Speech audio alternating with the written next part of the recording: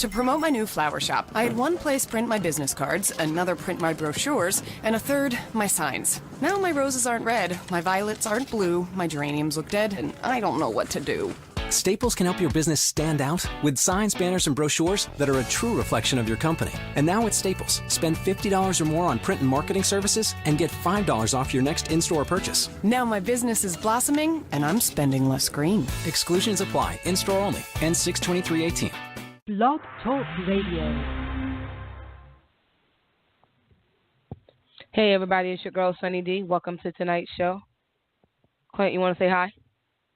What's going on, good people? You already know it's your boy Clint, a.k.a. Smooth. Got a great show lined up for y'all tonight. Make sure y'all join the conversation. Yes. Willie? What up, though? It's your boy Willie Styles. Thanks for joining us. Definitely going to have a great conversation tonight. Looking forward to it. Yes. Definitely. Y'all listening right now, you're on blogtalkradio.com/GFT radio show. Listen to our playbacks. You're either on iTunes, SoundCloud, Google Play Music, or YouTube, or you're probably playing it back on the Blog Talk Radio. But at any rate, today is May 31st, the last day of the month. So we're ending May with a bang. Happy birthday to my grandpa. Sorry to cut you off. Yes. Today's birthday. Happy birthday, problem. Joe Wilson. I'll at your boy. All right. Happy birthday, Grandpa. Yeah, that's perfectly fine. What you guys do. Right? Well, I was about to say, you made me lose my train of thought. Boy, you fired. Okay. My bad. I had it. I had my little, it was flowing. Clint ain't right. But if y'all want to call in and join in the topic, 657-383-1155. We want to get y'all in, let y'all voices be heard. You can hit us up on, because we will be live tweeting at GFT_radio on Twitter. And, yeah. Hold on. I think we have Damon on the line. I want to get him on the line since he already called in. Dame, are you there? That's me. All right. What yes, up, we definitely got to get him on. I think he forgot that he was talking to you. I don't know. But we about to kick this show off. We're talking about the NFL policy against the protest where a lot of the players were kneeling through the national anthem. You said Dane brought this topic up? Yeah, when we brought it up in the when we did our recap when we was talking on the phone, we brought that up, and plus the Sterling Brown issue. Yeah. So y'all know we've been talking about a lot of these social issues. This definitely we're going to be talking about. So listen in, call in, and join the discussion. So who want to kick it off first, or do you want me to? I'll start it, if you don't mind. Okay. Go right ahead, then. I've had a couple of good discussions with a good friend of mine. He gave me his perspective on being respectful for the national anthem and how it's being disrespectful to take a knee for the national anthem. This is his perspective that I'm giving. He's saying that when he was growing up in school, the national anthem was something to be respected for the servicemen and what they gave their lives and giving their lives for the United States of America. So for them, for the athletes, the NFL players to take a knee is disrespectful. He also gave me the perspective of how the it's almost to the point of it's almost like spitting on the flag. Okay. How freedom of speech, you can burn the flag, that's disrespectful. Spit on the flag is almost at the same level of that as being disrespectful. But I'm saying that's his perspective of it. Everybody else's perspective is that's not being disrespectful. Yeah. Right, because everybody was raised differently. And actually, it was a serviceman that told Colin Kaepernick, instead of sitting down during the national anthem, which is disrespectful. Yeah, we talked about that on the other show, too. Yeah, to take a knee, which is more respectful. And I also spoke to another person. I told him what my friend was saying. He said, well, he's wrong because doing servicemen's funerals, other Marines, military members will take a knee that's the most ultimate respect is for them to take a knee during the funeral or the service of a fallen comrade. So that's where I left off at with some of my friends and some of the topics that we've been discussing since then. Okay, well, I want to kind of get to the policy. Basically, the new policy that was just signed by the agreed upon with the 32 members of the club, the football, the NFL club or league. They basically were saying that all teams and leagues and personnel on the field shall stand and show respect for the flag and the anthem. The game operator manuals will be revised because apparently it was a rule where they all had to be on the field. Now they're allowing them to not be to not be on the field during the national anthem or the presentation of the flag. They're also saying that if you choose, if you want to protest and stay in the locker room and do it there rather than out on the field because they feel like it's dishonoring the flag. And then they were saying that if a team, a person on the team chooses to kneel, then that team will be fined.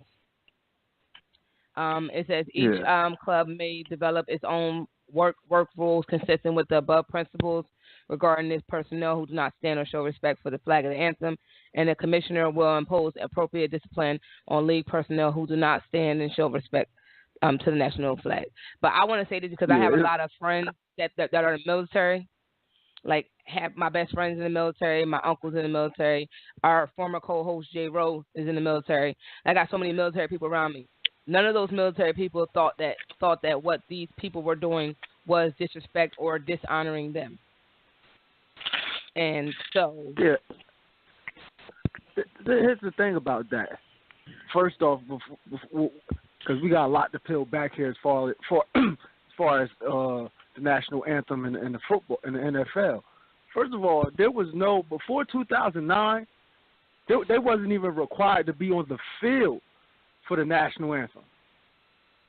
You feel me? Basically the armed services are paying them to do this. You know what I mean? They're being paid to do this. This was nothing that was ever required or anything. So like it kind of baffles me that everybody making a big deal out of it now, where just not too long ago, it wasn't even part of it. You feel me? It wasn't required or anything. You know what I mean? And I think we talked about before on the show about how there were military people that came out before that was saying it was not disrespectful. It's like that's what they fought for. They fought for the right of freedom of speech. They fought for the right for if people wanted to kneel or take a stand during whenever they want. You know what I mean? That's what it is. So now I mean this policy to me, you know what I mean, before I get into anything else, I think it's BS. To be quite honest with you. I agree. And then on top of that, the Players Association was not a part of this new policy. So that's also the thing. Like the player associations are like upset because they weren't a part of drafting this new policy. And to add on to that, the policy is to fine the clubs because you can't fine the actual individual and the player for taking a knee because it's against league policy, the NFLPA. It's against their policies to try to fine the player for doing this. It's a cash cow because they don't want to lose sponsorship and want to stay face. But the NFL, them, not the military, for what? No, not the military. What was I about to say? The 32 teams that's in the NFL, they did not actually vote on this because you have the New York Jets, owner said that he will pay for anybody who wants to take a knee. He will pay the fine gladly. The NFL, the San Francisco 49ers also said that they abstained from voting. There's only a couple of teams that actually said that they actually voted. But most of the NFL teams abstained from voting because they knew it was kind of crap. All right. So it's Roger Goodell and trying to, I don't know what he's doing. basically pulling the wool over the public's eyes, or trying to, his perception. They're trying to say that, we got this thing under control because their ratings were down last year and been going down for the last couple of years actually now. Maybe he's trying to get their numbers back and trying to figure out why their numbers are going down. Or maybe they're just blatantly racist and don't want any people to boycott. Because it was okay and when Tim Trump, Tebow took a knee. And his nonsense. I mean, if you think about it, years ago, Tim Tebow was taking a knee for social injustices against women, abortion, and et cetera, et cetera. Yeah. But soon as it came for the black people to take a knee for them wanting to live and wanting to be treated fairly, it's a big issue all of a sudden. Yeah. Right. Yeah. My thing about it is this is the most peaceful protest that they can do, and this is one of the. It's just, it's making use of their platform, right? That's basically all they're trying to do is say, hey, this is the platform we have, making them sit in the back and all that extra stuff that they're talking about. It's unnecessary. I think the bottom line, like what you're kind of getting at, Damon, is bottom line, the NFL front office, the organization as a whole is thinking that they need to save face for some reason, that they think that all of a sudden having these kind of policies is going to bring back their ratings, or they're going to, avoid any more backlash that will cause them any undue financial harm from sponsorship dollars going out the door. But, I think if people pay attention, if people understand what's really going on, they'll realize that, all of this protest had nothing to do with the military. It was never pointed at the military until people started bringing it up that this was a military thing, which it is. Kaepernick made it very clear that it has nothing to do with the military. So, I think it was just a cop-out that they were even using that as an excuse to try to make it sound like that, or make it look like that this method of protest was inappropriate. The thing is, they're not doing it, and I can't remember who said it. I want to say it was Trump might have said it, but one of the other opponents was saying that, I can't protest on my job. And it's like they're doing it before the actual play starts. It'd be different if they were taking knees in the middle of the game. It'd be different if they were, out there with picket signs and running across the field, and acting a fool and that and all this, that, and the other, causing some kind of ruckus. They're literally pregame. It's the first time they get on the field and have any kind of video or any kind of spectator eyes on them, and they're making their statement. That's it. It has nothing to do with the military. It's been clearly made certain that it has nothing to do with the military. And if it has anything to do with a police backlash, then so be it. That's it's not that they're protesting the police as a whole. They're protesting police brutality. It made it clear they're protesting the unfair and the injustice that's being taken place. That's it. So I think that, like you said, to find these teams, to find some way of satisfying this, 5% of people who think that this is the wrong way or the wrong method of protest, it's ridiculous. It's absolutely ridiculous. Soon, because one of y'all brought up the ratings. Like, I didn't watch. I'm a diehard football fan. You understand? I love football more than I love any other sport by far. Not even close. But last year I refused to watch any game, and my team won the Super Bowl. You understand? I didn't even watch the Super Bowl. Excuse me. The team I rooted for my whole life won the Super Bowl, and I refused to watch because of that reason. Because the narrative was hijacked and flipped all around, so I refused to watch any game. This upcoming season, the same rules apply because I feel like they didn't get the message. They thought most people weren't watching because of the protest. I think they're going to find out this season most people did not watch because of how y'all tried to switch the narrative of the protest, how y'all treated Colin Kaepernick, and now how y'all treating Eric Reed. Because, let's not forget Eric Reed, along with Colin Kaepernick, both took the knee first. You know what I mean? They took that together. You know what I mean? And then on top of that, you know, when we talk about the military, Colin Kaepernick himself said he had a conversation with a military member before he even decided to take the knee. You understand? So it's like he knew what he was doing. He did his research, and like the brother Dane brought up earlier, like you see the hypocritical and contradiction, because I had posted that about Tim Tebow on my IG a couple weeks ago about when he took the knee for abortion. You know, if he was black, you know what I mean, he did that back then. If he was black and not a Christian, he would have been ostracized. See, that's the difference here. You know, Colin ain't bring religion into it, nor is he white. You know, he's mixed. He's biracial. And Eric Reed is black. So you know, they you know, to me it's blatant racism. You know what I mean?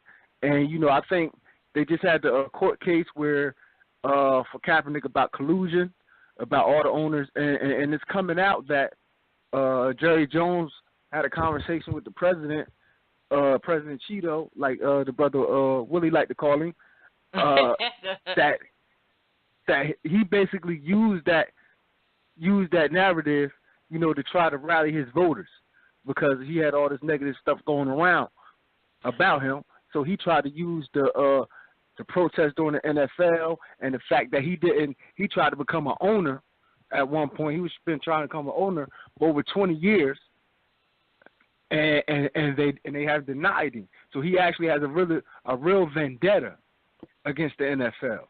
You know what I mean? That's what this is coming down to. You know, and like all these points he's the one pushing them to even do anything. He's exactly been all these points telling them you need to fire this, you need to do this, you need to do that. Yeah, and like most of the detractors and the people complaining, they like to overlook stuff. That's why I don't respect the other side's opinion.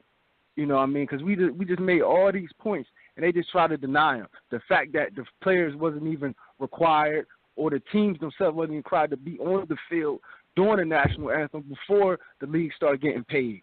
You understand? Part of the national anthem, you know what I mean, to be honest, because we talked about this before on the show, was a racist thing.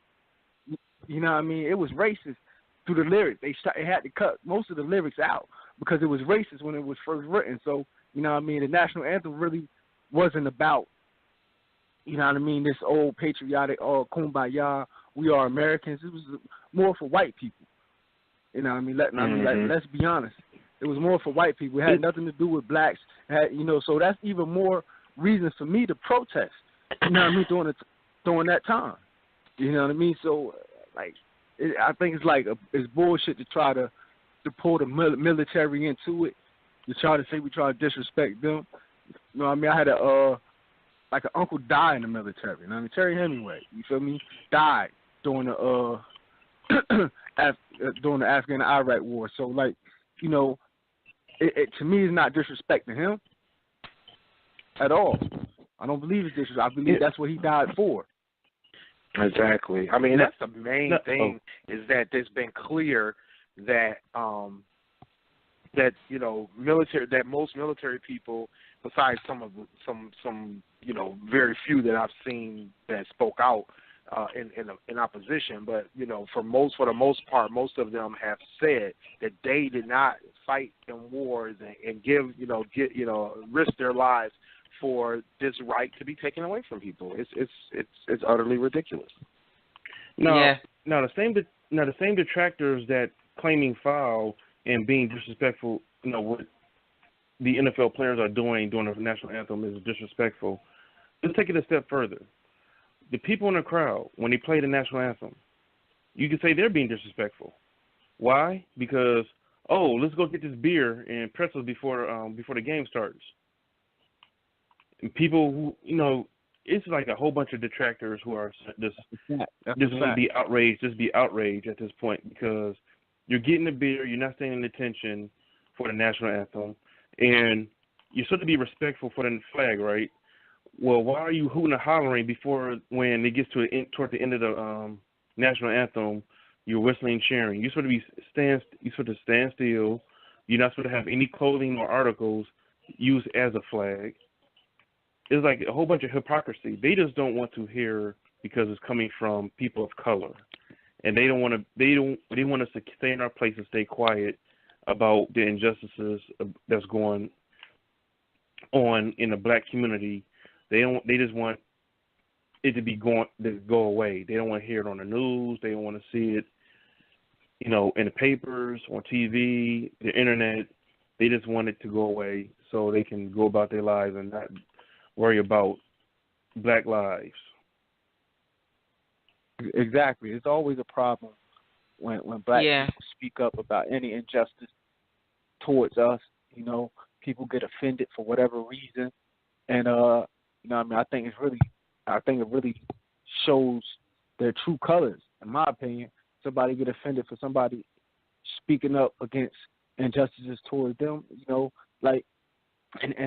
to piggyback off of what Dane was just saying, also in the Constitution, it's stated as far as not the Constitution, but as far as the flag rules and all that stuff, you're not required. They can't force you to stand in no setting.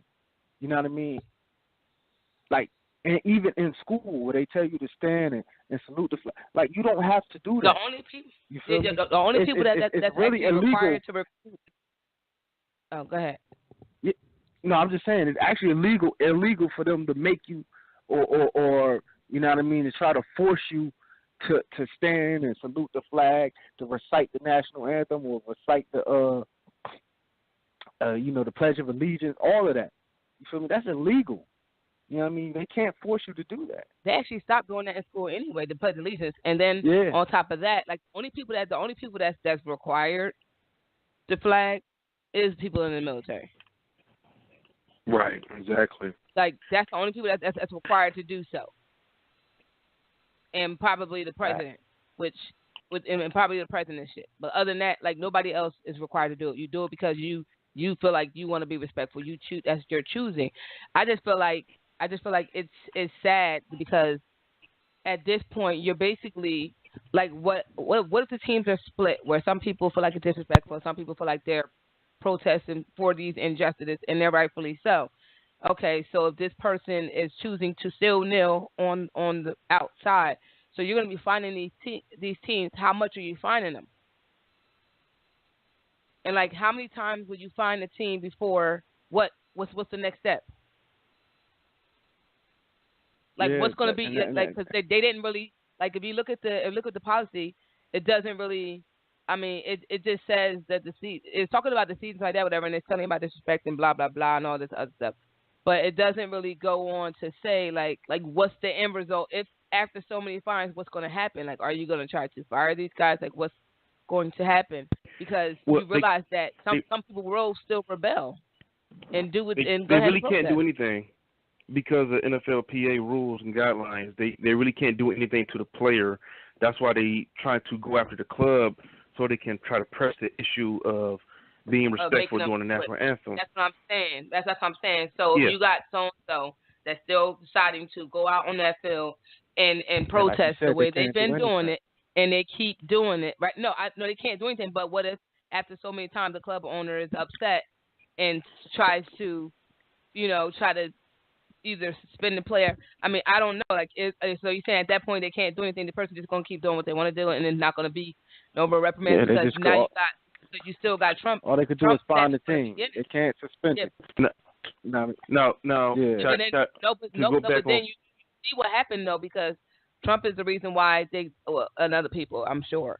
But he was at a president of the United States telling these NFL teams to do something about it. So now they've done something about it. So what if this keeps going on, which most people probably will still protest, and I'm not, and I absolutely agree with it. And then what if he says, okay, well now we got to take it a step further, because they can change the rules and change the policy. Nah, that's what they're saying. Oh, sorry.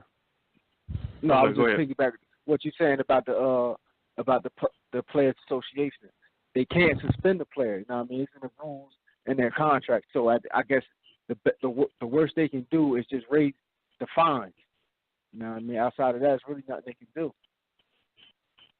Now, to piggyback off with the hypothetical questions Sonny was asking, if you think about it, all the this goes back to the money the military is paying the NFL to honor during November. I think it's honor all the veterans.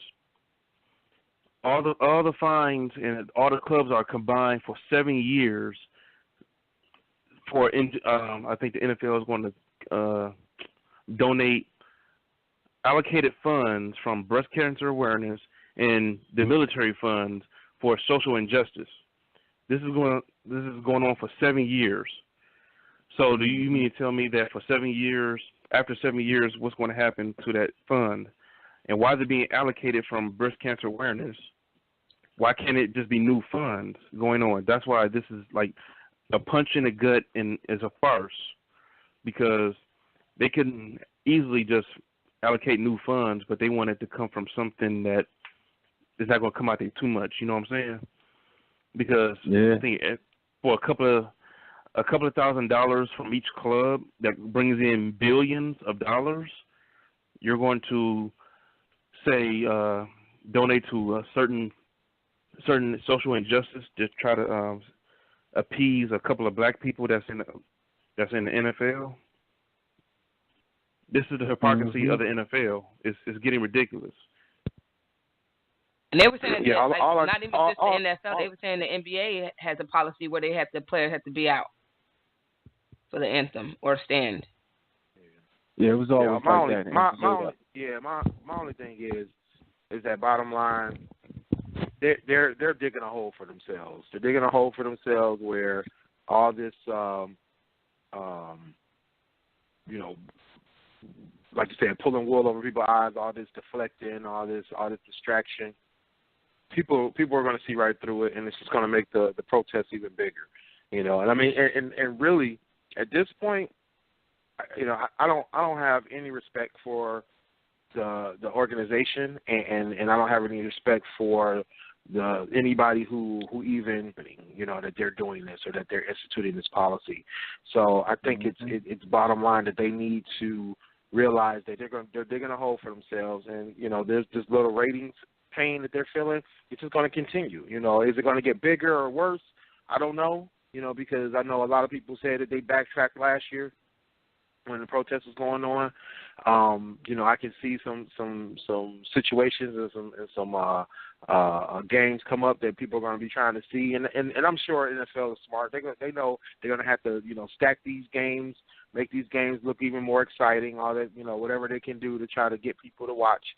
But bottom line, they're still going to be digging a hole for themselves that's going to be even harder for them to climb out of. When they make policies like this, it's because they're hurting. They're feeling in their pockets, and that's all they care about right now. They're trying to figure out a way to punish the players one way or the other. I mean, what the end result is going to be is, do you end up scaring these players into thinking they're going to be like Kaepernick and Reed, unemployed, benched and then unemployed, unsignable, and at this point, I think this is obvious collusion at this point when you start seeing policies being put in place that, will deter teams from dealing with the players, because we can't find the players, we can't punish the players, so it's up to the teams to decide what they want to do about it as they get fined. What do you think they're going to do? This become a collusionary situation where the team themselves aren't the ones that are initiating the situation, but if they feel like a player is causing them financial pain in a time when they're already hurting, what do you think that means for them? They're going to have to cut their losses, So it's collusionary. They're all getting together and affecting people's life situations. So this has got to be illegal in some way, shape, or form, because at some point you got to realize that these players have to be able to have a outlet and a method and a way of being able to do this one little thing. I mean, they ask the players to do so much, with the interviews, with the post game wrap ups, with the this, the that, the community stuff. I mean, I'm sure most of those players enjoy or want to do the community stuff, but that's a requirement. in the NFL, that they do these community activities, and it's a requirement that they do these a lot of these outreach programs, because it's part of the way that the teams build and structure their organization. So it has, it's not always just because the players want to do it. This is part of their contracts. This is part of being on that team. So if they add this to it and they take away this right, it's not right. It's not right at all. You know what? Years ago, I'm not sure if Willie remembers this. Remember Chris Jackson, a.k.a. Mahmoud Abdul-Rauf. That's one of my favorite players. He sat down during a national anthem. That the fans went nuts. No, they thought it was disrespectful. Which sitting down for the national anthem is disrespectful. So the NBA. He sat down during the national anthem years ago. This is 1990. But would you agree that was disrespectful? Sitting down during the national anthem? Yeah. At the time, no, I'm just saying it was disrespectful at the time. When this is before. Yell at you, but go ahead. No, I'm just saying at the time it was disrespectful. Everybody, went crazy. So what happened was the NBA. I'm sorry, who was this? Chris Jackson, Mahmoud Abdul-Rauf. Mahmoud, yeah. That's his real name. He went Muslim. AKA. Yeah, he had bench with for people who don't know. He played for the Denver Nuggets. Yeah, he played for the Denver Nuggets. Yeah. He sat down during the national anthem. Everybody went crazy. And after that, the NBA at the time said all NBA players and officials will stand up during the national anthem and not just stand up and just not do anything extra, just be respectful when the national anthem is being played. If the NFL would have just did that when Colin Kaepernick did this and just said, this is new guidelines. You must be, instead of trying to cover up or collude to kick, blackball Colin Kaepernick out the NFL, it wouldn't be such a big deal. Yeah, I'm just, even then, like that's what got Mahmoud Abdul-Rauf eventually kicked out the league. You feel me? Like they did the same thing to him in the NBA back then. Him, Craig Hodges. He refused to go to the White House and meet the president at the time. We had something to say to the president. You feel me? So they basically got them out the league. Mahmoud Abdul-Rauf, when this first started happening with Colin Kaepernick, they had did a special on him, and he was saying they took him out during his prime. But nowadays that was always a policy though in the NBA, that to stand, show respect, or what have you. You didn't have to salute the flag, you didn't have to do nothing extra, but just stand, out of respect. But you also had your freedom of speech. That's the one thing that separates the NFL from the NBA. You see a lot of these NBA coaches, from Steve Kerr to Greg Popovich to I think Mike D'Antoni even said something like they speak out. Stan Van Gundy too. They say, Stan Van Gundy, they're very critical of the president. They're very critical of the NFL. That's the difference. That's the difference. The NBA is not gonna hold your freedom of speech back. But like I said, it's always been, they're gonna let you speak your mind. But when it comes to the flag, they always been a little sensitive towards it. That's why I can understand them. Finding a player in the NBA, because that's always been a rule that's been instituted. That rule has been implemented, and all the NBA players do respect the rules, and they go by it. Even when when this new issue came up with Colin Kaepernick, the NBA respected how they felt. They understood when they had the shirt saying "I can't breathe" from Eric Garner, and even when they did the Trayvon Martin stuff. Yeah, Trayvon Martin. Everybody. They allowed them to do that, but when the national anthem was played, they allowed them, they still stood as per rule. And if the NFL would have just stopped being cowardice and just put a rule out there and stop trying to appease everybody, and we wouldn't have the situation today. Colin Kaepernick would probably have a job, maybe. That's a great point. That's a great point. I think too. It's they're going about it the wrong way, and too in the respect of they're not trying to work with the players to figure out a compromise, right? I at least I haven't heard about it. You know what I mean? In terms of the league saying, hey, you know what? Instead of doing this, why don't you do that? Instead of doing that, why don't you do this? You know what I mean? Saying, come up with something that they feel will keep everybody, keep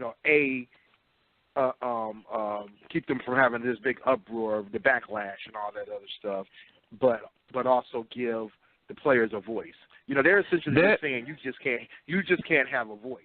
And so sorry, so sad. And this is one thing I wanted to go back to, and I meant to make a comment about this earlier, but I didn't get a chance to. But the situation with Tebow, I think the difference, not only because he Tebow was white and Kaepernick and Reed are black. I think the difference too is impact. Think about the impact of it.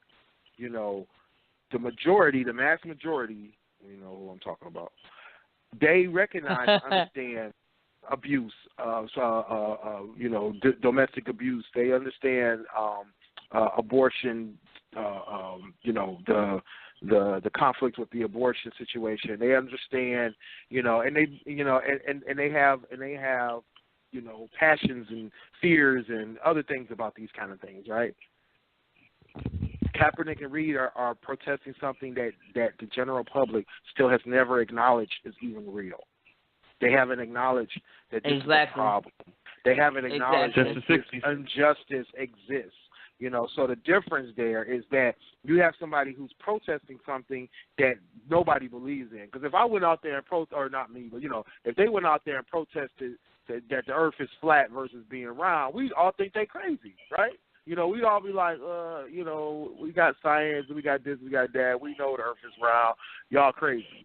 Flat earthers would be, pissed off, but they would be like, hey, give them a voice. They want to protest this. And the vast majority of people would be like, no, you are not going to protest this. You're not going to, even bring this up because this is ridiculous. You're making stuff up, or are you talking about something that doesn't exist, right? Think about it from that regard, and think from that perspective, is that this mass majority doesn't even believe in the injustice. They think it died back when slavery ended. Exactly, and halfway don't understand it did, that it happened then. Exactly. So that's the biggest problem there. That's the biggest problem. That and once again the hypocrisy and the disingenuous displays. Like last year when Trump called the NFL players some SOBs, you saw every owner, especially Jerry Jones, look for the biggest black dude and lock arms with him and look for the biggest camera. Like, all right, are they looking at me? They looking at me? I'm gonna hold arms with a black guy. We're united.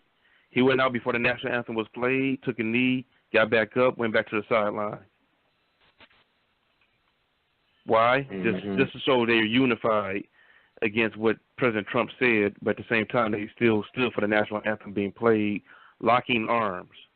Now, who is to say that locking arms or holding up a fist during the national anthem, even though you're being silent and you're standing up for the national anthem, isn't disrespectful?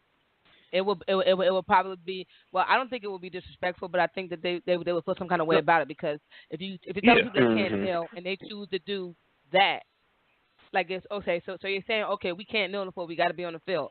Okay, so now we're going to do X, Y, and Z.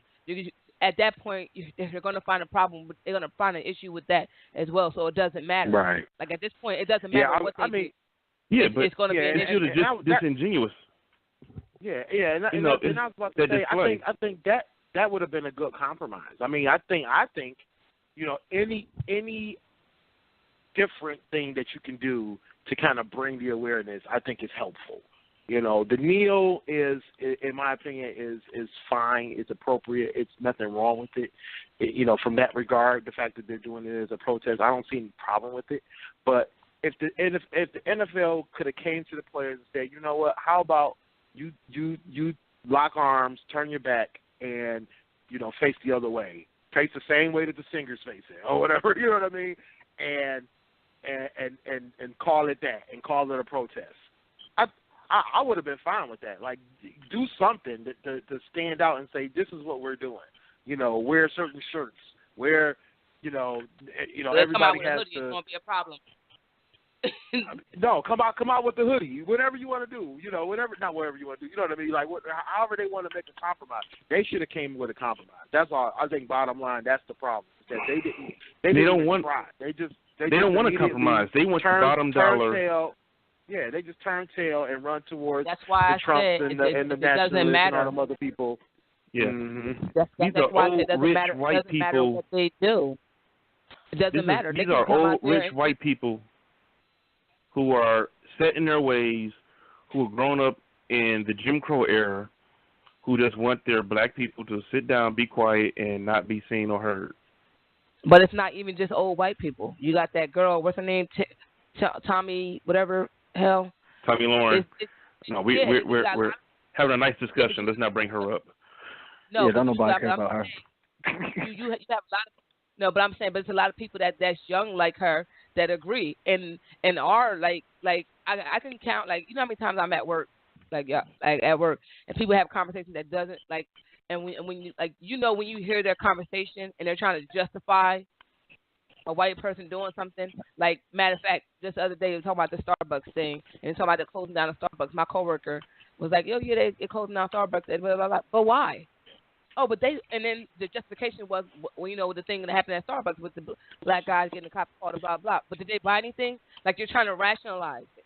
So, and this is somebody that was not born in the Jim Crow or nothing like that. They're a regular person that's around my age that just fucking lost, or possibly, and I think 100% racist. But, like, that's people regular. Like, it's people my age that's white or black that's racist. So at the end of the day, ain't shit you could do about it. Like, people are racist of all ages and everything. So at the end of the day, like I said, it doesn't matter what these players do. You say they can't kneel, they do this. It's a problem. Okay, so you say they can't do this. Now this is the problem too. So it's like, it's then the fact that you're just protesting is a problem. But like Willie said, they don't think that this is a real issue. They're the same people that choose to be naive. See these people getting killed for no reason that are of our same skin color, and they're trying to justify the action. And then that's why and the news does it too, because they sit there and say, oh, well, this person had a criminal background. I don't care if I shot somebody 5 years ago. If I'm walking down the street minding my damn business, I'd already served my time, and I'm out as a free person, and I choose to go to the store and a cop pull me over and they harass me, and I'm upset. And now all of a sudden I'm maced and possibly might not make it because I'm like maced and beat upon. And then I die, and somebody try to justify it by saying, oh, you shot somebody 5 years prior. That has nothing to fucking do with what the fuck happened yesterday. So, like, that's a great segue into Sterling Brown. You just gotta be there. You just gotta be there. Like, I think the wrong place, the wrong place at the wrong time with a police officer, and exactly. Life to be switched up. Yes, like Clint said about the Sterling Brown situation. This man was walking from a Walgreens, came out to his car. He parked in handicap, and you see what happened with that. He parked illegally. Illegally, but it doesn't matter. Like, all that. Yeah, that's it. All of that. A citation. I'll taser this man for what? And then the way the cop was talking, I was like, okay. So he was coming there ready to fight. Like, you know, he was being extra.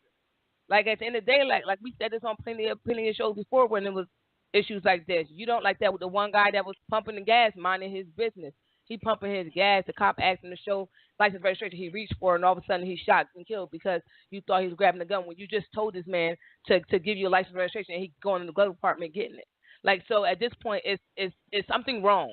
Whether white people choose to realize this shit or not, it's fucking happening. You're watching videos of it happening. You can't, like, this is why I say I stress this shit. Like, I don't care. You can't say you don't know. The shit is on the goddamn news every fucking 5 minutes, and it's nothing. But today, when I turn on the news and the girl on the beach underage drinking.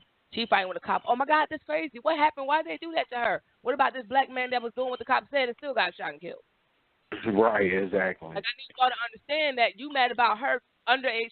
She was underage drinking on the beach. Not saying that how they handled the situation was right, but she was committing a crime, and the cops approached her, and she was agitated from the gate. You talking about pulling me over? Jump back into that Sterling Brown. Oh, I'm sorry. Go ahead. To jump back into that Sterling Brown situation. Between the NBA and the NFL. See, when that happened with the officers, that ain't the first time something happened in the NBA with a player and the police. The owner of the Milwaukee Bucks came to the defense of his player. You feel me? The owner. You know, you never hear that when these injustices, like when the situation happened with Michael Bennett in the NFL. Oh yeah, I was pissed. Yeah. Nobody came to his defense. No owner, nobody. You know what I mean? So that's the total contradiction, and I feel like they're hypocrites. You feel me? They're hypocrites. Right. They, you know what I mean? With Sterling Brown, with that situation, you know, it reminds me of I don't know if y'all Thabo Cephalosha. He won a lawsuit. Yeah, he played for in the NBA. He won a lawsuit against the New York police. They broke his leg. Yes, I remember that. Yes, I remember that. Yeah. You know what I mean? But you see, those things get swept under the rug. You feel me? It happens so much we almost get numb to it. But you know, those things they get swept under the rug, and then when you tell people that's what they're taking a knee for. That's what they're trying to bring awareness to. You know, like Sonny said, they turn that blind eye. Yeah. Mm-hmm. Yep. The thing is, those same people who are turning the blind eye are the people who love the flag and love the guns more than black people and children. If you think about it, if it was another set of people, black people shooting up the school, they would have some type of reform the minute as soon as it happened. Immediately, right? But seeing how it's some crazy Caucasian dude in a trench coat in 80-degree weather. Oh, let's look the other way. He has mental issues. Let it been a black guy in a trench coat in 32-degree weather. They still look at him funny and try to, hey, let me talk to you, bro. Let me talk to you, bro. Something ain't right. But a white guy, yeah, let's turn the other way. Yeah, it's just crazy. I don't understand how. Well, I mean, I guess I do, but because like Willie said it, and that's such it's so real. That's the crazy part about it is people choose to believe what they want to believe. People choose to listen to what they want to listen to. People do a lot of things, and it's just sad because real shit is happening, and like they don't give a fuck about it. They don't care if you ain't white. They don't give a fuck. Because racism is part of American culture. Baseball, American apple pie, and racism, the foundation of America. Exactly. And it's just sad because we have a president that's unfortunately, but he's just like the biggest racist ever, and he says what he wants to say. Like you about people, you can't disrespect the black. You're disrespecting everybody. Right, exactly. Like you need to get fined. You need to be fired. You's a SOB. You're a son of a bitch. Like what? Like you're like the most racist person ever, and you're like the leader of this world, and you're like the biggest bigot around. You hate everybody. You're sexist. Like you don't like nobody. I'm surprised he ain't gay because you got a problem with women. Clearly, you got a problem with everybody else that ain't like you. So you should be. You might be a closeted gay person, and that's who you are. You hate yourself. He doesn't as like a people with bigger hands than him. So that. all I know is that he's feeding into a demographic that's been waiting for a voice. They've been waiting for a chance to be able to say what they want to say, do what they want to do with no repercussions. and I think that. But he get mad when other people do the same damn thing. Well, and I think the telltale sign is the fact that he's being allowed to do it, and people are voting, for people that look just like him. They said that I was just looking at an article saying that the most white nationalists have started running for office in I don't know how many years, but I know it was a couple of decades at least that the most have started running for office. So they know, this is their time. It's this Make America Great Again is more like let's make America racist again. And it's been racist. It ain't never stopped being racist. Oh, more That's racist, right. Part. Well, no, you know what I mean. You can't make it racist again. It already been that way. No, I'm saying let's make it Jim Crow again. That's what I'm saying. Exactly. It's like that's what they're trying to do.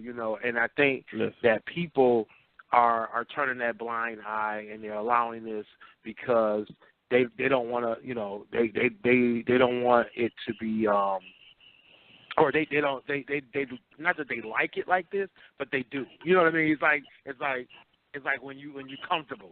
You know what I'm saying? It's like there's nothing unusual about what he's saying to some of these people because they've heard it before, they've dealt with it before, and that's just life. You know what I mean? So they don't mind it. It'd be different if they lived in an area where it does impact you and it makes you feel like, you know what, you're attacking us and you're coming after us. And it's sad to me that, like I think you mentioned it earlier, Sonny, is that it's black folks who fall for this too. They get in this mindset of, he's not racist, he's just talking to this certain few, or he's just on our side about this, that, and the other, And it's crazy to me that I don't know if they just blind or they just deaf and they just don't hear it or just don't see it, but they choose not to hear it or see it, and they choose not to hear or see that America has never not been racist. They choose to live in this denial. And I think that. Go ahead, Clint. No, I was saying I agree with you 100%. I wrote about that on my blog today. That it vexes me when people say, like racism doesn't exist or has ceased. Like all of a sudden, some time ago, people just woke up and was like, "All right, kumbaya, my lord, we're all fine." Like, nah, like nah, like how did that happen? Those racist parents who were staunch racists, they had kids. A lot of those kids, not all of them, but a lot of those kids grew up with those same values. It keeps those kids those same prejudices, everything. You know what I mean? Those same stereotypes of black people or other races. That's embedded in them. You feel me? And when we talk about that orange dude, man, like I don't understand. Like he because it irks my soul. Like it irks my soul when we talk about him because it's like that man is an egomaniac. You feel me? He's very self-centered. I never noticed. Everything he does is for himself. So like when we talk about him specifically, I guess what? If he's not really racist, I can believe that. I think he do whatever. If caping towards the racist get me elected and get me what I want, guess what? I do it. You know what I mean? I don't care who gets hurt in the path of me doing that. Who's in the way? I'ma do it. You know what I mean? Because they're the majority. He's gonna cape to whoever is the majority to get him what he's want because that's what I mean. He's so self-absorbed. You feel me? Like I don't exactly. You feel me? Like I said. The reason why he's so amped up about the NFL is because they've been keeping him out. You feel me? They've been basically like, nah, bro, we don't want you here. You can't be an owner. So now he got himself in a position of power. Oh, I'm gonna make y'all hurt. I'm gonna bring some negative attention towards y'all. You feel me? That's legal and too, then I'm gonna flip it. Yeah. And I'm going to flip it and make it look like, that's what I said earlier, everybody that's not watching the NFL isn't watching it because of people kneeling. A lot of people are not watching it because of how they the collusion against Kaepernick and now Reed. You feel me? Yep. So, like, he snatched the narrative and he wants to control the narrative because he got that power. You feel me? So, if y'all not going to let me in, You feel me? I'm going to act like a little ass kid. You feel me? You know, the ones that take their ball and go home. Okay, y'all don't want me. I'm taking my ball. I'm going home. You feel me? That's all he is. That's all he is to me. I mean, like, he irks my soul. You feel me? So he's going to say anything that benefits him and the way he wants to spin the narrative. I agree. Asshole, man. That's what he is. Exactly. He's an asshole. You feel me? Nobody likes an asshole. Nobody. Whoa! I'm an asshole. I'm not like that. No. Asshole. Nah. Asshole. Like, you know, what type of asshole? Yeah. No, he's a real the definition of an asshole. Because listen, even now, the you know, all those racists and the white nationalists that voted for him, even they got beef with him now. You understand? They got beef with him because he's not even following, like, Ann Coulter's. Like, a lot of these people were rooting for Trump in the beginning, and now they done turned on him because they see like, nah, that's why he don't give a damn about nobody. That's why his whole cabinet packed their bags like, we don't need to be involved. Yeah, he don't care about nobody. You know what I mean? He's not mentioned. Exactly. Like, what's the dude who got fired? Is it Spicer? Comey. In the book, what Comey said. Comey was like, nah. Everybody keeps saying he's mentally unstable. He's like, nah. That man's very, very. He on point. It's just that the way how he want to do things isn't right. You feel me? He know exactly what he's doing. You feel me? He's not an idiot at all. He's just not, you know what I mean, president material. You feel me? He's just not president material. He's not fit to be a leader. Ain't nothing wrong with him mentally. He's not unstable. You don't get to that spot by being something wrong with you mentally unstable. You know what I mean? He knows exactly everything he's doing is calculated. You know what I mean? It's calculated. But it's all self-serving. Everything is self-serving. He don't give a damn about the people. He don't give a damn about his base. He don't give a damn about nobody but himself. You feel me? Totally and that's a 100%. motherfucker. That's a motherfucker that's dangerous. That's dangerous. You feel me? You don't want no friend who is solely about themselves because they don't give a fuck what position they put you in. You understand? They don't care what position they put you in. Yeah. Don't care what position they put you in. You feel me? And that's basically what he's doing. That's all that. He's just trying to pump up his chest to all these other to Korea and all that stuff. Like, man, like, get out of here, bro. Like, you ain't really beat to do nothing. You a drive dodger. At the end of the day, that's why when he talking about the troops and all that, like, nephew, you was scared to be one. You did everything in your you feel me? You did everything in your power to avoid it. So, like, miss me with this. You love the truth stuff. Fuck out of here. And he attacked veterans. He attacked veterans. He does everything.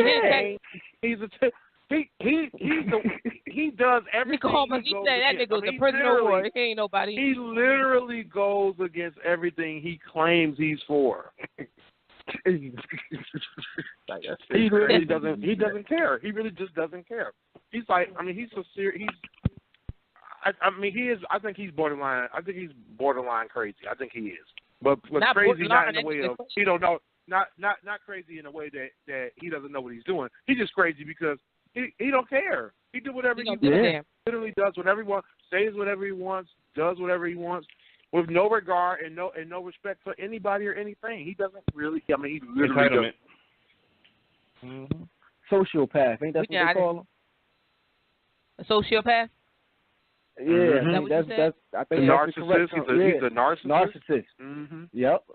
You feel me? So, you know, whenever he's gaslighting the country. Exactly.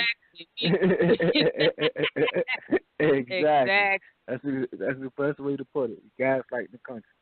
Oh man, it's just exactly crazy. But I don't put it past him. I think he knows. But that's the thing. I don't think he, like, I say he's crazy, but I really don't think he is. I think he knows exactly what he's doing. Don't give a fuck, like you said. He don't give a flying rat's ass. And like, he'll say some shit. It's be on video. You can play it back for him. I ain't say that. That's fake news. Exactly. You said that. heard you. Like, I was live as a motherfucker, and you just didn't give a fuck. Like, motherfucker like that is scary. It's like it scares me to be around because like, oh my goodness, because you know, what everything they do, you feel me, is for them.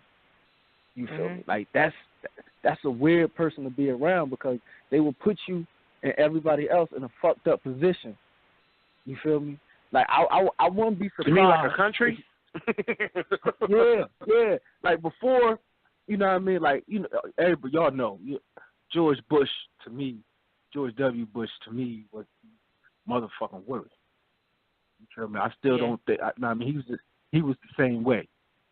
You know what I mean? He just was a war. He just wanted war. You feel me? He just want to fight. Bitch, I'm gonna redeem my dad. Like, I mean, like he was the same way, but he was kind of different. You feel me? He ain't had because he knew how to control his racism.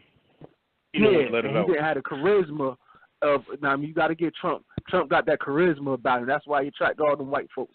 You know what I mean? Because he got that certain type of that energy, whether people want to like it or not. He got that energy that attracts people. You feel me? But I can see now because I always felt like, you know, y'all know I felt like Hillary. I was like Hillary a warmonger too. Hillary just want to go to war. That bitch crazy. You feel me? I feel that way about Hillary. But with Trump, I feel like he would. Now I do. He would create a war just so he could win it and make it look like he a hero. No matter how many lives it costs. Yep, you feel me? I can see that now. You feel me? And I also believe, you know what I mean, he's playing a dangerous game with the country because when you create, like he's creating an energy that can spark the Civil War all over again. He's creating that type of energy within the country. You know what I mean? Because it got everybody, you know, it got racist and more emboldened. You feel me? It got black people angry, black people and all other people from ethnic backgrounds angry. You know, he's creating that energy, and it's a dangerous game. It's a dangerous game to play.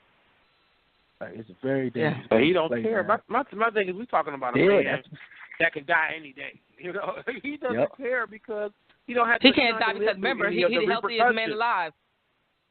Right, as he claims and wrote on his own doctor's note. Who let this man write his own doctor's note? Can I do that at work? I'm not allowed to do that at work. If I came in with my own now I work at HR. You do that. That's ground for discipline. If you do that at right, my job. Like, bruh, that's grounds for termination. Believe me. So I don't understand how he can get away with doing anything and everything he want to do with no repercussions. I mean, we hold sex workers to a higher standard than we hold President Trump. That don't make no sense to me. We hold criminals. We hold criminals to a higher standard than we hold. Like, really? Like, he can do whatever he wants. He can grab pussies. He can put down veterans and mentally disabled people. He can talk bad about every race. And he still get the credit. What you say about the pop shitholes he said? Like, that man done came at everybody. Except for white. Except for white supremacy. I just don't understand how this is not a problem to people. I just don't get it. That man just had Kim Kardashian in the office for prison. America has that much hate. America has that much hate. That's why he can get away with it. They hated that guy that was in office before him so much. They wanted to erase all parts of his existence. His first 6 months of office was more focused on erasing Obama's legacy than actually running the country. He was more obsessed with Obama than a black Kardashian with a black dude. Mm-hmm. He definitely was. Think about it. Yeah, I didn't even. Man, I didn't even see him running no or trying to do any kind of country running at all. He wasn't trying to do anything. He wasn't even trying to get in there good and get settled in yet. He was trying to write balls and write. Only country he was running his country club in Key Largo. That's the only country club. Right, whatever. Club he was running. Mar-a-Lago, yeah. Yeah. That's the only country he was trying to run is because every Friday, Saturday, and this Sunday. is the same man who complained about Barack Obama going to golf 57 times out the year. He went 57 times in 2 months. Yeah. He hit 100 mark before the fourth month. To the White House. Like, your wife didn't even want to move into the White House with you. That lets you know that bitch ain't like you. Like, your own wife don't like you. You can't even touch her hand. She be like, bitch, you seen that video where she tried to hold her hand? She smacked that shit like, no, nigga. No, but this whole I saw that, is bro. backwards and upside down. This whole thing. That's the second time she did it. I saw that and also saw a tweet about getting his wife, giving the wife, she had surgery, and he misspelled her name. Like, how do you do that? He don't give a fuck about her. That nigga can't spell. we got to. I can't spell. Now, let me ask y'all a question because I didn't read the article. But I did see the headline of. So I really don't know the context, but it sounded weird to me when he was like, because we done went off on it. First of all, if y'all listening, we in the after show. Y'all have any comments on our previous topic? You know, we done went on a tangent on Trump right now, but y'all can call in at 657-383-1155. Yes. But it was an article him saying our ancestors tamed a continent. Did any of y'all see that? Nope. He did what? That he was saying that our ancestors came over here and tamed the continent. Or really? Oh yeah, I did. Oh yeah. God, yeah. My thing is, who ancestors he talking about? Because he's the second generation. I mean, like his people ain't from here. His people, when he's like I said, he's a second generation. You feel me? American. Right. You feel me? Like, so you see his thinking, and like people don't catch that. Like his ancestors didn't come over here long time ago. You feel me? Like, Neff, you practically new here. In context. You know what I mean? You're no different from like your grandparents moved here. Your grandparents ain't had nothing to do with no taming no continent. Then what do you mean taming a continent? So what you trying to tell me the natives or the indigenous people here were wild and you see the rhetoric he spews? Yeah. You know what I mean? Like they if anything, they was more civilized than we are now. To be quite honest with you, I was having a conversation. I was like, everybody talking about we so civilized. I'm like, can you know how to plant a garden? Do you know how to grow your own food? You feel me? Do you know how to filter water? Right. Or you relying on everybody else to do it for you? Then you're not as civilized as you think. You are dependent. Mm-hmm. You feel me? You are dependent.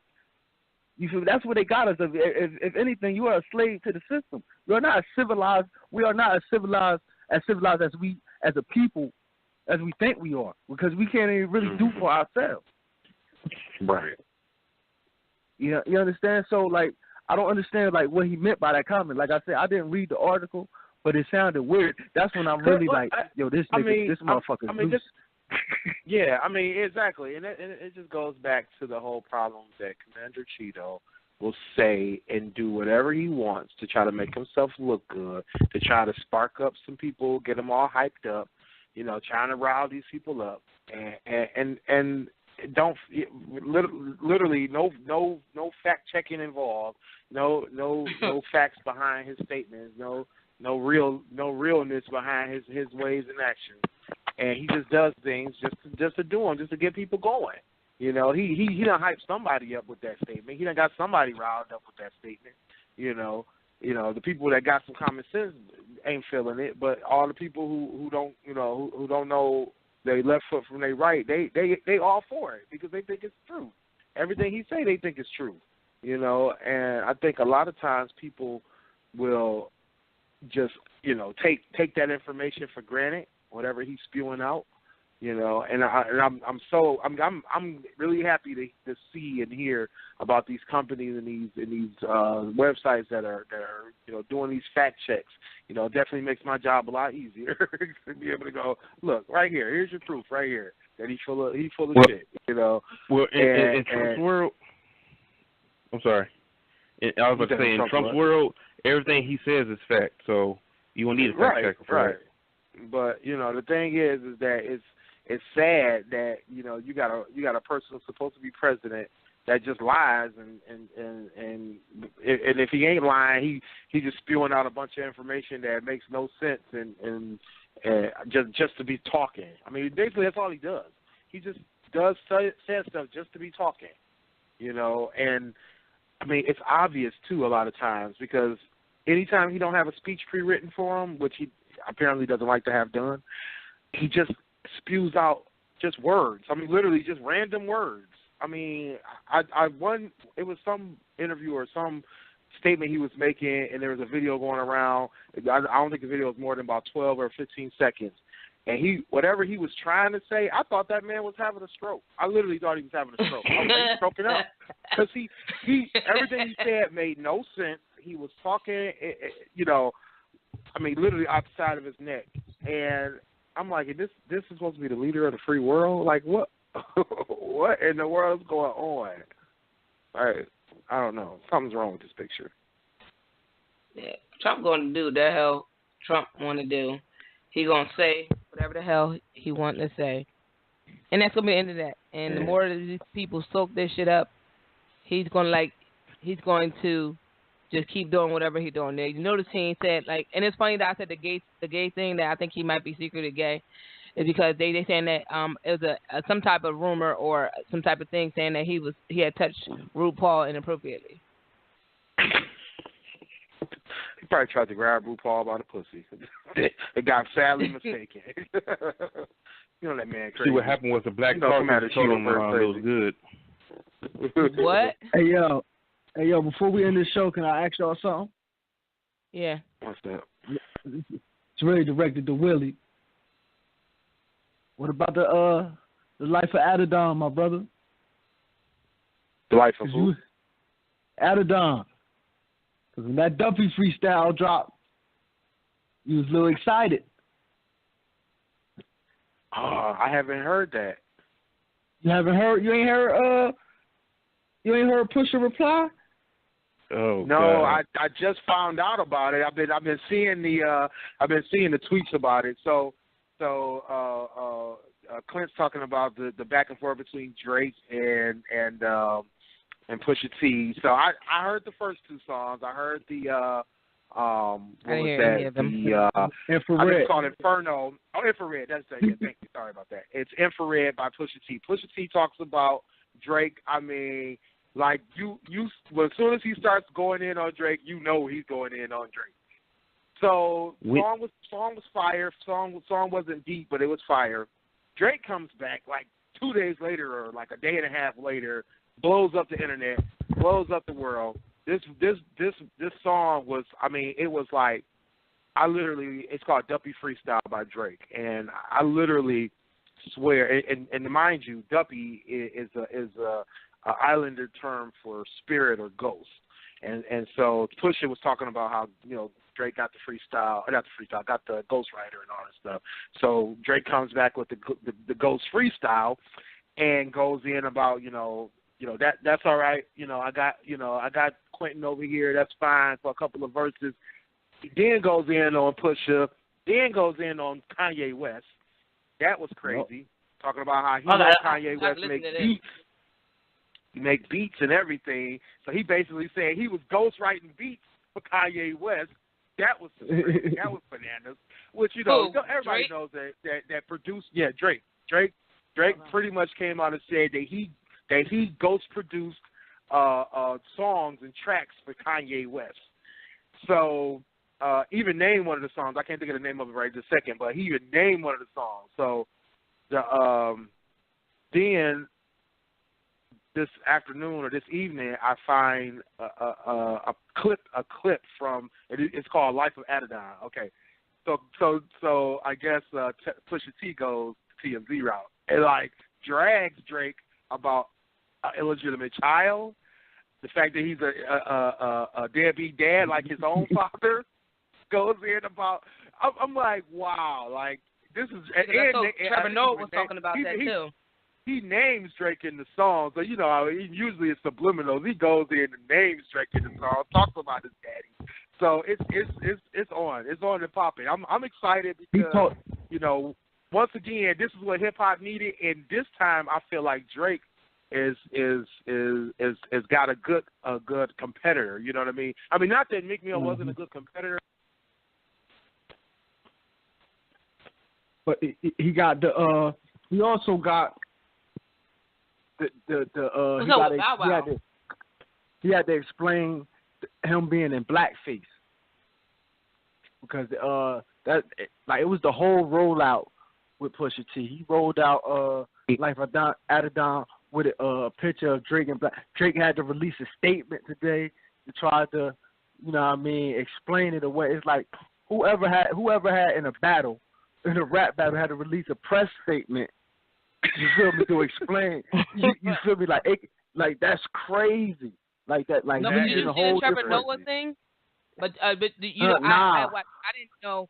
Well, when Trevor Noah was talking about their beef, he was explaining it on his show, on his thing he called Behind the Scenes, when he just talking to the audience, and he was explaining to them this rap beef, and he said he don't know who Pusha T. He said that Pusha T basically like whoever Trump person is, his lawyer is, and he need to get in touch with Pusha T because Pusha T basically did like a whole background check on Drake and was like, listen, I'm about to tell you about this. He said that's not even like a normal rap battle. Usually like they'll say fuck your kids and your wife and shit like I fucked your girl or something like that. He said now the niggas is like doing the whole fucking book report and it's like reporting it back like. I was about to say Pusha did a book report on them. Pusha Somebody said he turned in a whole CI statement on them. Pusha out here somebody snitching. said Pusha out here snitching. They said snitching. Word is bond. They said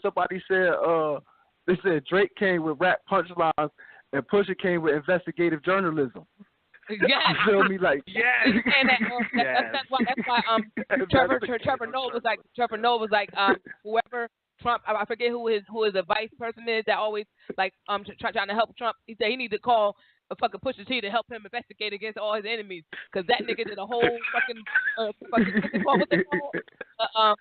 What's some things called for when they do a background check on people? I can't think of that shit called. Oh my god, I can't think of what it's called. Because he talked about him. Like he named his dad, he named his mom. He talked about every single body. You feel me? His child, because that's the name of the song. The name of mom.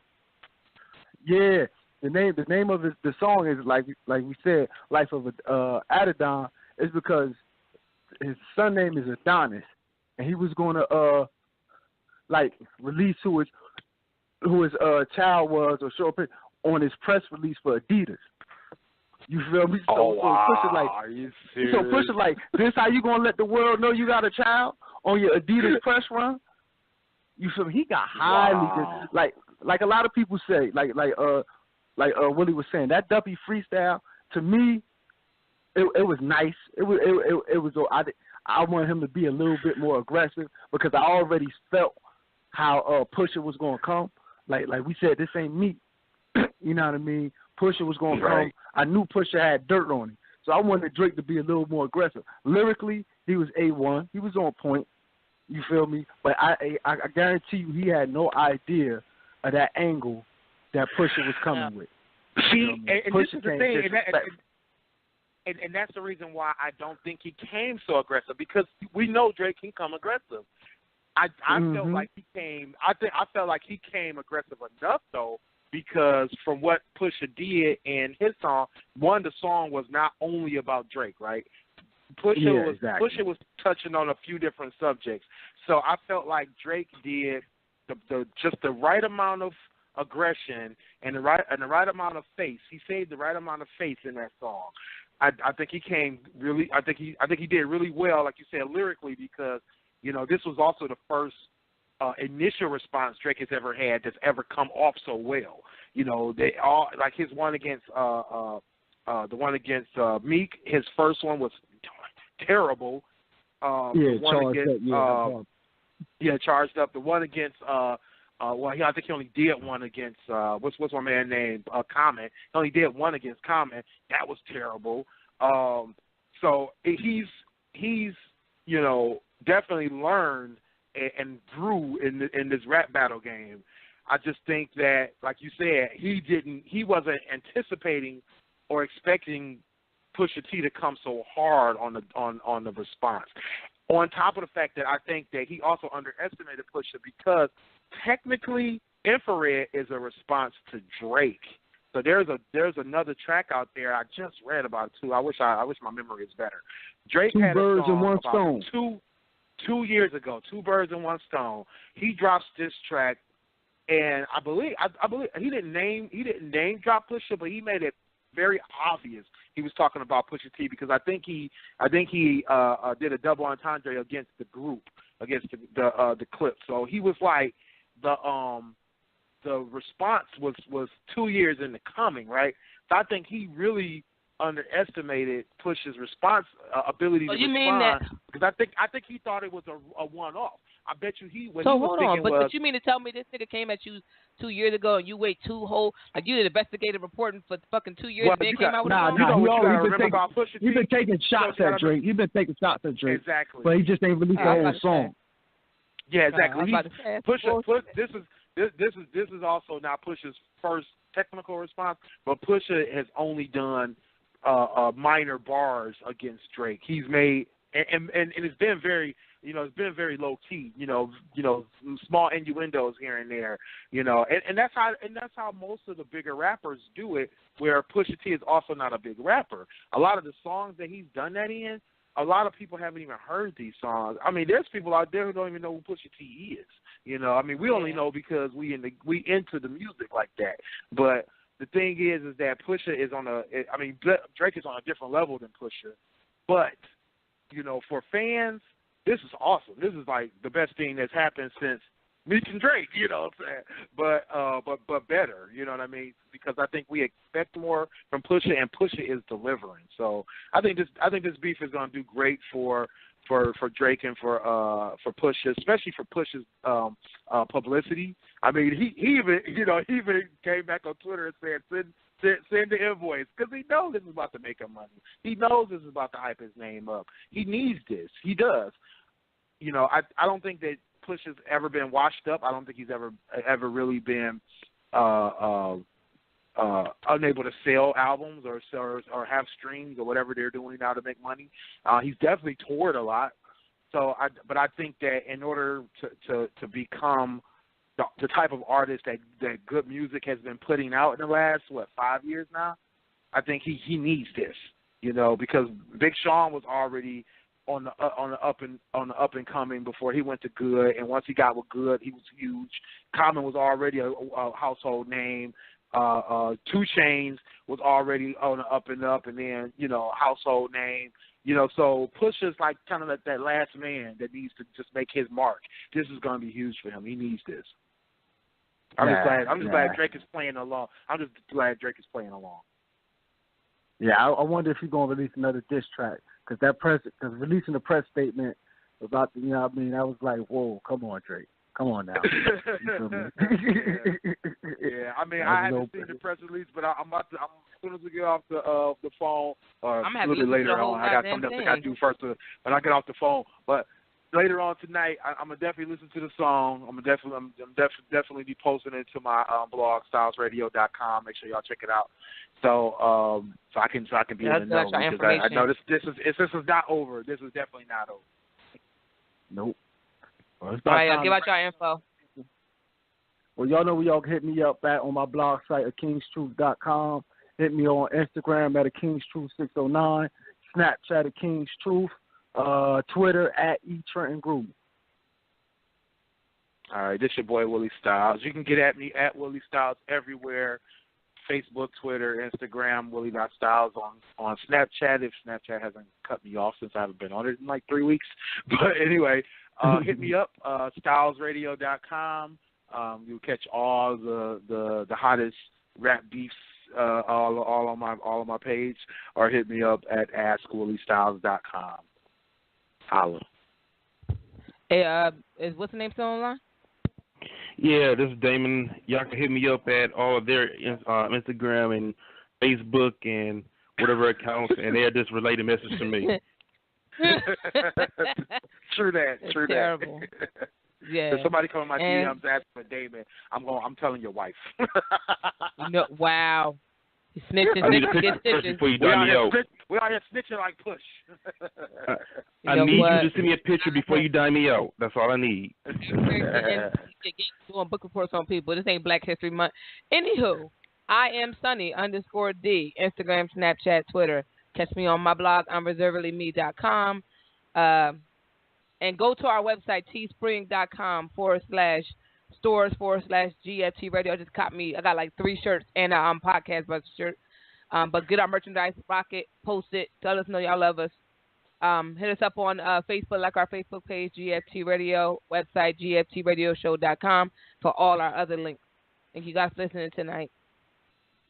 Oh, yeah. And don't forget, ask Google and ask Alexa to play our show. They'll let you know. Yeah. Bye. See y'all 7 days. Exactly. Oh, I got one of those too. Bye. Be back, my friends.